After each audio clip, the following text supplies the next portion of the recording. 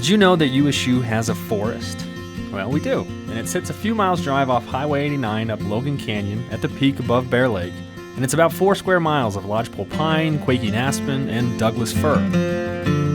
This is the T.W. Daniel Experimental Forest, formerly known as the School Forest, Utah State University's long-term experimental forest. It's the only school forest in the state associated with the university. Established in 1936 and named after former professor Ted Doc Daniel, who was one of the first stewards of the forest, it's a place that the university can use to help teach students and allow long-term graduate and university research to be conducted. We currently have graduate students in the Quinney College of Natural Resources and the Department of Biology and the College of Science that have long-term monitoring projects going on here. Among other projects, current research on the forest focuses on tree growth techniques, soil and water health, and invasive species management. But one of the most important focus areas, however, is climate adaptation.